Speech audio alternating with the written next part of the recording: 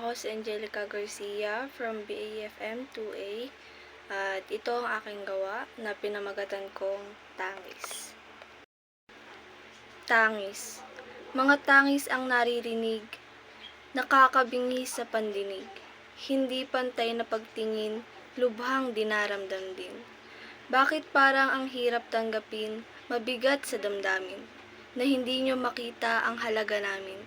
Na sa mundong ito, salot ang tingin sa amin. Babae, lalaki, bakla, tomboy, ito na ba ang henerasyon? Na sa mundong ito, iba na ang panahon.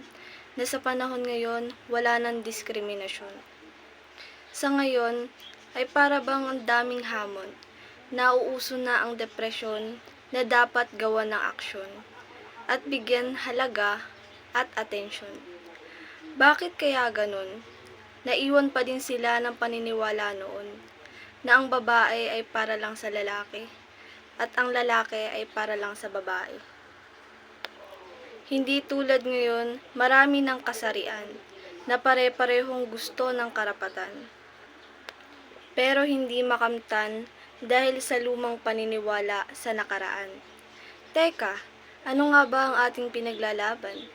Naririnig ang tangis at nanghihingi ng karapatan. Sumisigaw sa pantay na pagtingin sa bawat kasarian, na pantay na pagtingin sa lipunan. Halina't buksan ang ating isipan. Hindi pagkakasundo sa karapatan at kasarian ating aksyonan. Halina't punasan ang bahid ng nakaraan. Bigyan ng karapatan ang bawat kasarian.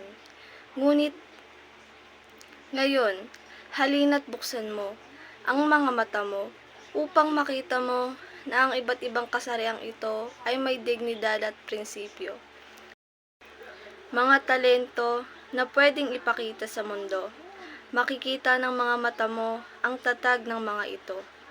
Na sa kabila ng sakit, kahit puro puot at panlalait, tatanggapin ng nakapikit. Dahil sa mga mata nila, sila lang ang mabait. Tandaan mo, hindi kasalanan ang kasarian mo. Hindi kasalot sa mundong ito. Huwag na ulit tatangis dahil dito.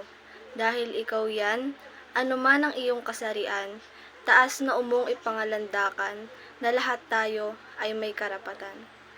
Thank you po.